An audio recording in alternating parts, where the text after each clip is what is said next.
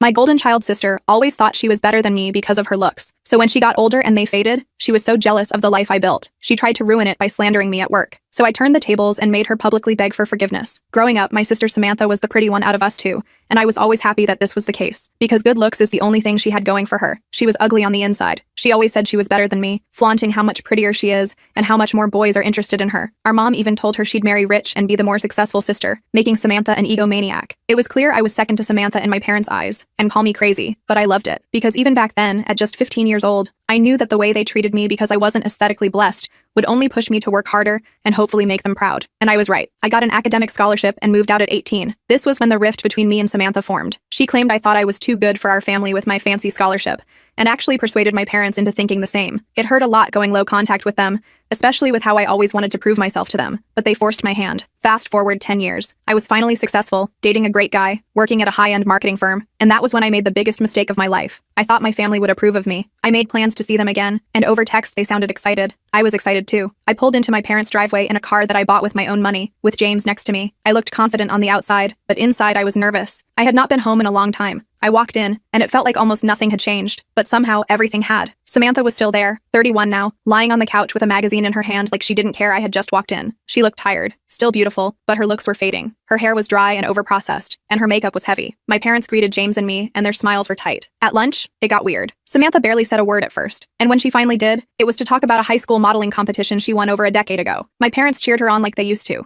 By evening, the energy in the house was awful. Samantha kept throwing digs at me, flat out telling me, "I'm still prettier than you, and that's all that matters." She brought up how I once tripped during a school recital, and the whole room laughed at me. My parents chuckled along awkwardly. James kept giving me reassuring touches under the table. My patience was thinning. Later that night, I found Samantha alone in the kitchen. She was standing by the window, staring at her reflection, almost tearing up. I took a deep breath and did something I had been thinking about since I decided to come home. I offered her a job. I told her that my firm had a new marketing division opening, and I had pulled some strings to create a spot that I thought she would be perfect for. It came with a place to live, classes to help her sharpen her skills, and real chances to build a career. I said it gently. I made sure she knew it was coming from a place of wanting her to have something better. At first, she just blinked at me. I thought maybe she was shocked. Maybe she would cry. Maybe she would hug me. But then her face changed. She looked furious. "You think you're better than me?" she yelled. I was taken aback. That's when she started. She said I was still the awkward, forgettable, ugly sister underneath it all. She said James would leave me the second someone prettier came along. Her voice shook from rage. Deep down I wanted to, but for the first time in my life, I did not back down. I told her calmly that she had every opportunity handed to her on a silver platter,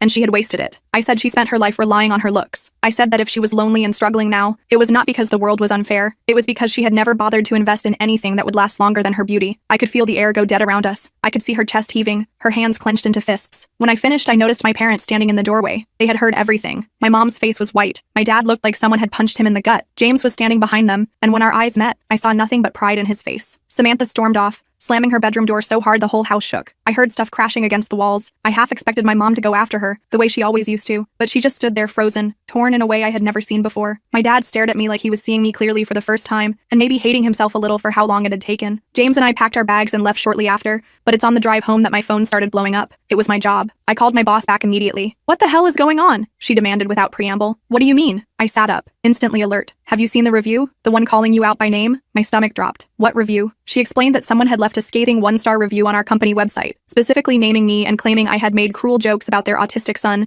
during a client meeting. The review was getting traction on social media, with people already calling for me to be fired. "I never did that," I said, my voice shaking. "That's completely fabricated." "I figured as much," my boss said, sounding slightly relieved. "It didn't sound like you, but we need to address this ASAP. PR is already drafting a response." After hanging up, I immediately checked the review myself. It was vicious, detailed, and completely false. The client claimed to have met with me just 3 days ago, when I had actually been in meetings with an entirely different client, surrounded by colleagues who could verify my behavior. And then I saw the username of the reviewer, Pretty in Pink 31. Samantha was 31 years old, and Pretty in Pink had been her favorite movie since high school. "That bee," I whispered, showing James the screen. "She's trying to get me fired." James read the review, his expression darkening. "Can you prove it's her?" "Not definitively, but the timing is too convenient. And that username," I trailed off, my mind racing. "I need to call work back." I spent the next hour on conference calls with my boss, HR, and our legal team. They believed me about not making those comments, especially since I could prove I wasn't even in the meeting described. But the damage control was still necessary. The review had already been screenshot and shared across Twitter and Facebook. We were checking out of the hotel when my phone rang again. It was my mother. "Have you seen what your sister did?" she asked without greeting. So they knew. You mean the fake review trying to destroy my career? Yeah, I've seen it. She's gone too far this time, my mom said, surprising me. Your father and we had a long talk last night, and again this morning when we saw what she posted. I waited, not sure where this was going. We've enabled her, my mom continued, her voice small. All these years, we thought we were helping her, but we weren't. And we weren't fair to you. It was the closest thing to an apology I was likely to get. I should have felt vindicated, but mostly I just felt tired. What are you going to do about the review? I asked. Your father is making her take it down right now, and she's going to post a retraction admitting she made it up. That was something at least. Thanks, I said stiffly. Will you be okay? Your job? I'll handle it, I said. I always do. After hanging up, I checked the review site again. The post was already gone, but screenshots lived forever online. The damage was done. James and I drove back to Chicago in relative silence. I was mentally drafting emails, planning damage control, wondering if I should get a lawyer involved. My career was everything to me. It was what I'd built when I had nothing else. The thought of Samantha trying to take that away made me physically ill. We were about an hour outside the city when my phone pinged with a notification. Samantha had tagged me in a social media post. With trepidation, I opened it. It was a public apology. She admitted to writing a false review out of jealousy and anger, stated clearly that I had never made any inappropriate comments, and took full responsibility for her actions. The post ended with, I am deeply sorry for the pain and professional damage I tried to cause. My sister deserves better from me. I stared at the screen, not quite believing what I was seeing. She actually apologized, I said to James, showing him the post. He glanced at it, then back at the road. Do you think she means it? Not a chance, I said immediately. My parents probably forced her to do it, but at least it was something I could show my boss and colleagues. It wouldn't undo all the damage, but it would help. When we got home, I forwarded the apology to my work team and tried to put the whole disastrous weekend behind me. I threw myself back into my projects, staying late at the office and bringing work home. James gave me space but kept reminding me to eat and sleep. 3 days after we returned, I got a text from my dad. Samantha moved out, got an apartment in town, thought you should know. I wasn't sure how to respond, so I just sent back a simple, thanks for letting me know. Life went back to normal, or something close to it. The fake review incident blew over at work faster than I expected. My colleagues were supportive, and my boss even joked that we should hire Samantha to write negative reviews of our competitors. I didn't find it funny. About 2 weeks after our visit, I was working late when my office phone rang. It was the front desk security. There's a Samantha here to see you, the guard said. Says she's your sister. My heart skipped a beat. I'll be right down. I found Samantha sitting in the lobby, looking uncomfortable and out of place. She'd made an effort with her appearance. Hair freshly colored, makeup flawless, but she seemed smaller somehow, less confident than I'd ever seen her. What are you doing here? I asked, not bothering with pleasantries. She stood up, clutching her purse like a shield. I needed to see you in person, to apologize properly. I crossed my arms. You drove 4 hours to say sorry? And to ask if... She took a deep breath. If that job offer is still available? I stared at her, certain I'd misheard. You're joking. I'm not. She looked down at her designer boots. Mom and Dad cut me off. Said it was time I stood on my own 2 feet. Dad called it tough love or whatever. So that explained the sudden move out of their house. And now you want my help? After you tried to destroy my career? I know it's a lot to ask, she said quietly. I wouldn't blame you if you told me to go to hell. Part of me wanted to do exactly that, to tell her she'd made her bed and could lie in it. But another part, the part that had driven me to succeed, to prove myself, saw an opportunity. The position's been filled, I said, which was true. But there's an administrative assistant role open in the same department, entry level. You'd have to work your way up, prove yourself. Her face fell slightly at entry level, but she nodded. I can do that. And you'd have to relocate to Chicago, find your own apartment, though the company does offer relocation assistance. I know. I've been looking at places online already. She hesitated. I don't expect us to be best friends or anything. I know I've been terrible to you for years. I just need a chance. I studied her face, looking for signs of manipulation or insincerity, but all I saw was desperation and maybe, just maybe, a hint of genuine remorse. I'll talk to HR on Monday, I finally said, but I'm not pulling any special strings. You'll interview like anyone else, and if you get the job, you'll be treated like any other employee. Relief washed over her face. Thank you. Seriously, don't thank me yet. You haven't seen how hard the work is. I checked my watch. I need to get back upstairs. Where are you staying tonight? I got a hotel room, she said. I wasn't sure how this would go. I nodded. Text me the details for your application, and I'll pass them along on Monday. As she turned to leave, she paused. I am sorry, you know. About the review. About everything. I know, I said, not quite ready to say I forgave her. That would take time, if it ever came at all. After she left, I went back to my office and sat at my desk, trying to process what had just happened. Was I making a huge mistake? Probably. But maybe, just maybe, this was a chance for both of us to rewrite our story. I called James to tell him about Samantha's surprise visit. He was concerned, understandably. Are you sure about this? He asked. After everything she's done? Not even a little bit, I admitted, but I'm going to give her the chance to prove me wrong. The next few weeks were a whirlwind. Samantha interviewed for the position and actually impressed the hiring manager with her social media knowledge. She found a small studio apartment in a decent neighborhood and moved to Chicago with 2 suitcases and a box of beauty products. We kept our distance at work, both of us aware of how inappropriate it would be to bring our family drama into the office. I made sure she wasn't assigned to any of my projects to avoid any appearance of favoritism or conflict. But we did meet for coffee occasionally, awkward affairs where we struggled to find common ground after decades of animosity. She seemed genuinely committed to the job, staying late to learn new skills and volunteering for extra projects. One evening, about a month after she started, she texted me asking if we could meet for dinner. I suggested a casual place near my apartment, and she agreed. When I arrived, she was already there, nursing a glass of wine and looking nervous. I slid into the booth across from her. Everything okay? I asked, ordering my own drink from the passing server. Mom called, she said. They want to visit, both of us, here in Chicago. I tensed. When? Next month. Dad has a business thing nearby and they thought they'd make a weekend of it. She twisted her napkin in her hands. I told them I'd ask you first. The old Samantha would have just told them yes without consulting me. This small consideration felt significant. I'll think about it, I said honestly. She nodded, accepting this without argument. Another change. How's the job going? I asked, changing the subject. It's harder than I expected, she admitted. But I like it. The people are nice, except for Richard in accounting. He's kind of a dick. I laughed despite myself. Everyone thinks that about Richard. Does he always stare at women like they're meat? Unfortunately, yes. HR has a file on him a mile thick, but his uncle is on the board, so I shrugged. Typical, she muttered, then looked up at me. How do you do it? Work so hard all the time? I'm exhausted after 8 hours, but you're always there before me and still there when I leave. It was the first time she'd ever asked me something like that, something that acknowledged my work ethic as real and substantial. I don't know, I said honestly. It's just what I've always done.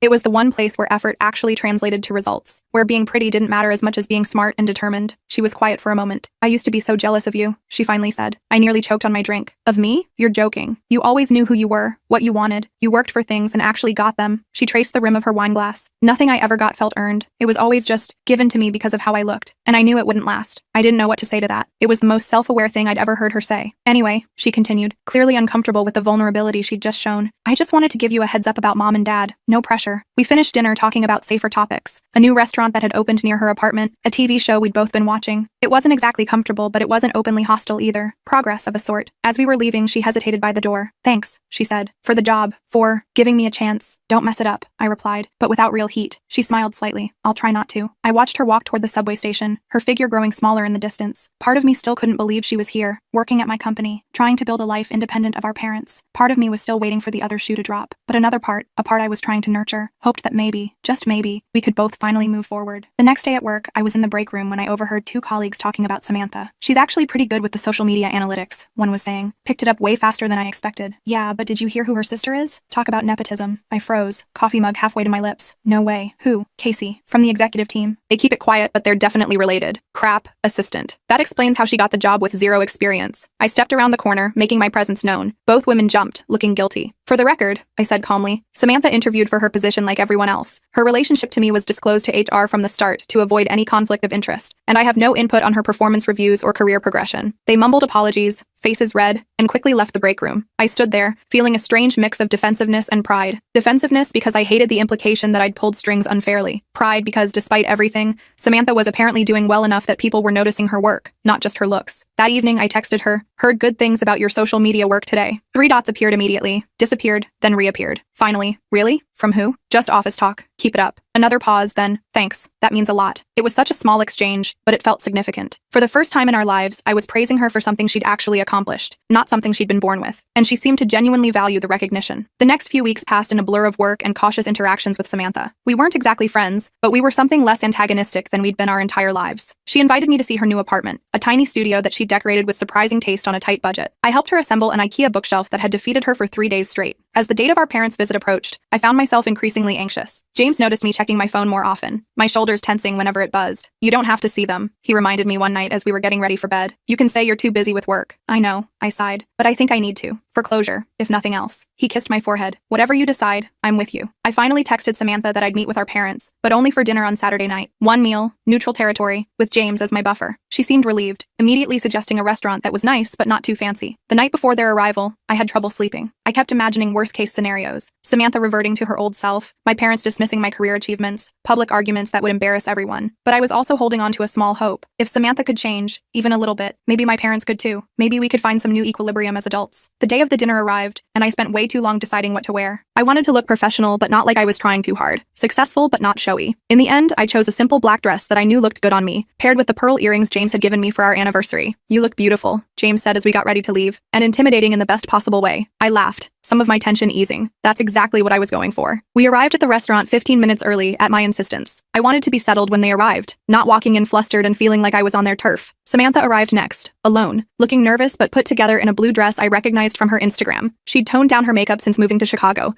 going for a more natural look that actually suited her better. They just texted, she said after greeting us. Their Uber is 5 minutes away. I nodded, taking a sip of water to ease my dry throat. James squeezed my knee under the table, a silent reminder that he was there, on my side. And then they walked in. My parents, looking older and somehow smaller than I remembered from just a few months ago. My mom scanned the restaurant anxiously until she spotted us, then nudged my dad. They made their way to our table. My mom smiled tight with nerves. My dad's expression expression unreadable as always. You both look lovely, my mom said after awkward hugs all around. She settled into her seat, eyes darting between Samantha and me like she was trying to assess the current state of our relationship. How's the new job going, Samantha? My dad asked as he studied the menu. And just like that, we were launched into the familiar pattern. My parents focusing on Samantha first. Most. Always. But then something unexpected happened. Samantha answered briefly, then immediately turned the conversation to me. Casey just landed a huge new client, she said. Tell them about it. All eyes turned to me, including my parents, their expressions surprised but attentive. And in that moment, as I began to describe my latest project, I realized something had fundamentally shifted, not just in Samantha, but in all of us. We weren't fixed. Not by a long shot. There were decades of hurt and habit to overcome. But for the first time, I felt like maybe, just maybe, we were all finally heading in the right direction. The dinner with my parents was actually going okay. I mean, it was still awkward as hell, but Samantha directing attention to my work was completely new territory. My dad asked follow-up questions about the client, seeming genuinely interested. My mom kept glancing between Samantha and me like she was watching a tennis match, clearly confused by our new dynamic. So you two are getting along now? She finally asked during a lull in conversation. I looked at Samantha, not sure how to answer. We weren't exactly friends,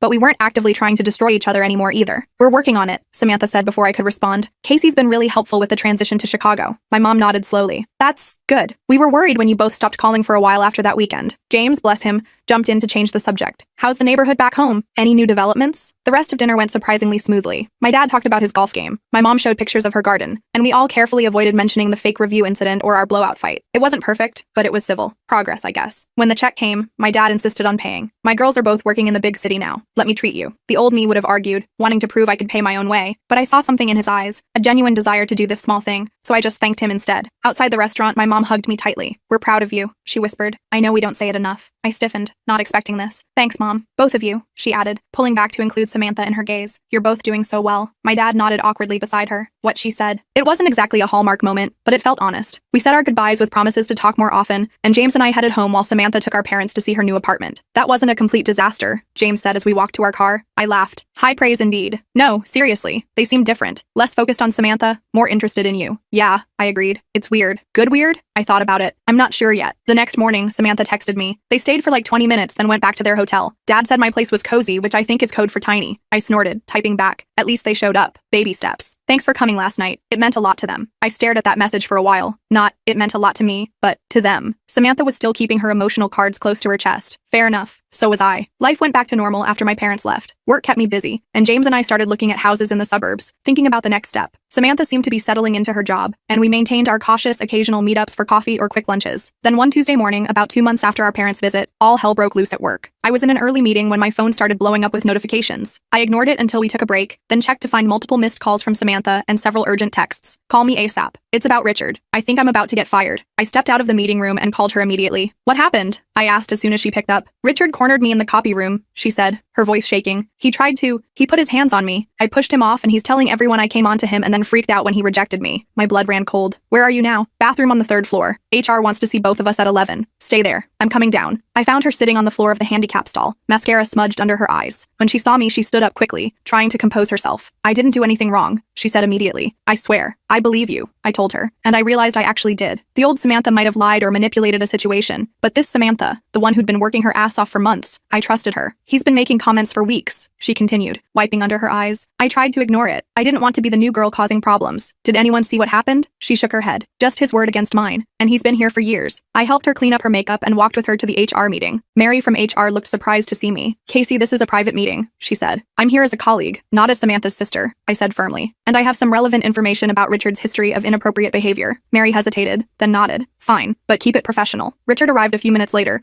looking smug until he saw me sitting there. His expression faltered slightly. What's she doing here? He demanded. Providing context, Mary said. Now, I understand there was an incident this morning. Richard launched into his version of events, claiming Samantha had been flirting with him for weeks and had cornered him in the copy room, becoming aggressive when he turned her down. It was such obvious bullcrap I had to dig my nails into my palms to keep from interrupting. When it was Samantha's turn, she told her story calmly and clearly. No dramatics, no accusations, just facts. I was impressed by her composure. And Casey, you said you have additional information? Mary prompted when Samantha finished. I nodded. Richard has a history of making female employees uncomfortable. I've personally witnessed him making inappropriate comments to at least 3 women in the past year. I've also heard from multiple colleagues about similar experiences. Richard's face turned red. That's a lie. She's just backing up her sister. Actually, I continued, pulling out my phone, I have emails from Jessica in design, Alex in marketing, and Jamie in accounts, all describing similar behavior from Richard. I forwarded them to you, Mary. Mary checked her email, her expression growing more serious as she read. I see. Richard, I think we need to continue this conversation privately. Samantha, you're free to go for now. We'll be in touch. Outside the HR office, Samantha let out a shaky breath. How did you have those emails ready? I didn't, I admitted. I've just been collecting complaints about Richard for months, hoping to build enough of a case that HR would finally do something. Your situation just forced the issue. She stared at me. You put your reputation on the line for me. I shrugged, uncomfortable with her intensity. It was the right thing to do. Thank you, she said simply. I nodded, not sure what else to say. Take the rest of the day off if you need to. I'll cover for you. No, she said firmly. I'm not hiding. I didn't do anything wrong. I respected that. Okay, but text me if you need anything. 2 days later, Richard was escorted out of the building by security, carrying a box of his belongings. The office grapevine went wild with speculation, but HR kept the official details quiet. Samantha held her head high, ignoring the whispers and getting on with her work. That weekend, she invited me over to her apartment for dinner. It was the first time she'd cooked for me, ever, I think. The pasta was slightly overcooked and the sauce was from a jar, but the effort meant something. I've been thinking a lot about what happened, she said as we ate, about why I didn't report Richard sooner. I waited, letting her gather her thoughts. My whole life, I've used my looks to get what I want, she continued. It usually worked, but it also meant I never developed other skills, like standing up for myself in a professional way, or knowing my own worth beyond my appearance. I nodded, understanding exactly what she meant. When Richard started with the comments, part of me thought that's just how things work. Men notice me, I use it to my advantage, but for the first time, I didn't want that to be the dynamic. I wanted to be taken seriously for my work. You are being taken seriously, I told her. Your performance reviews have been excellent. She looked surprised. You checked? I asked David in HR, not for details, just a general sense. He said you're exceeding expectations. A small, genuine smile spread across her face. Really? Really? And it has nothing to do with being my sister or being pretty. It's because you're good at the job. She was quiet for a moment. I never thought I could be good at anything real. Well, now you know. After dinner, we ended up on her tiny balcony with glasses of wine,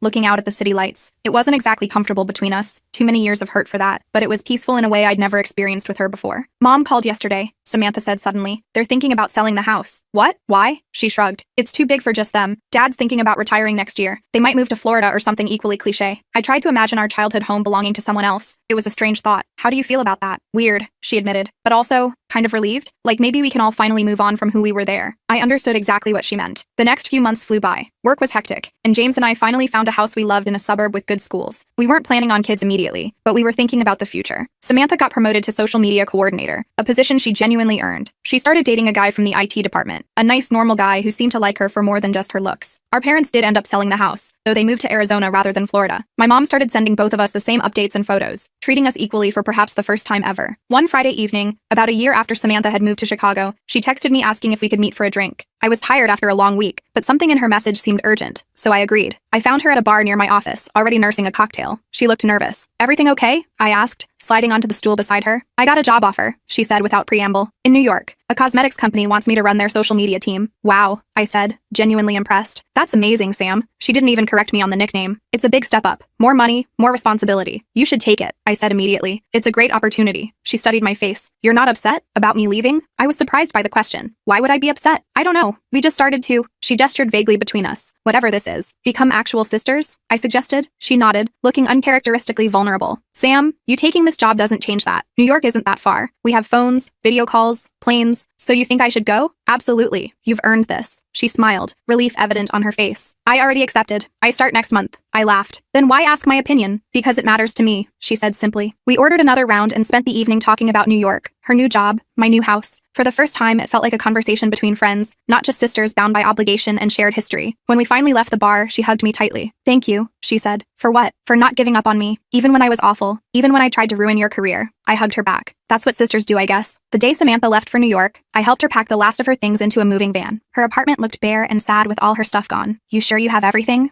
I asked, checking the empty closets one last time. I think so, she said, looking around. If I forgot anything, I'll just buy a new one. Some things never change. I smiled. Outside, her boyfriend was waiting to drive her to the airport. They were going to try long distance for a while. See how it went. So, I said awkwardly, this is it. For now, she corrected. I'll be back for Christmas, and you promised to visit in the spring. Right, of course. We stood there for a moment, neither sure what to do. Then she pulled me into a hug. I love you, she said quietly. I don't think I've ever actually said that before. I swallowed hard. I love you too. And I meant it. Not because she was perfect now. She wasn't. She still had her moments of selfishness and vanity, but she was trying. We both were. As I watched her car drive away, I thought about how far we'd come from that disastrous family visit over a year ago. How we'd both grown in ways I never expected. My phone buzzed with a text from James. On my way home. How'd it go? I typed back. Good. Sad but good. Bring pizza? Already ordered. Love you. I smiled, pocketing my phone and heading to my own car. That night, James and I ate pizza on the floor of our new house. We still hadn't bought a dining table, and I told him about saying goodbye to Samantha. You know, he said thoughtfully, when I first met your family, I thought you guys were beyond repair. So did I admitted. I'm glad I was wrong. I leaned against his shoulder, thinking about how life never turns out quite how you expect, how people can surprise you, for better or worse, how sometimes the hardest relationships are the ones most worth fighting for. Me too, I said simply. 6 months later, Samantha flew back to Chicago for my wedding. She wasn't my maid of honor. That spot went to my college roommate who'd been there for me during those years of family estrangement, but she was a bridesmaid, standing beside me as I married James. My parents sat in the front row, my mom crying happy tears, my dad looking uncomfortable in his suit but proud. They'd flown in from Arizona a week early to help with last-minute preparations,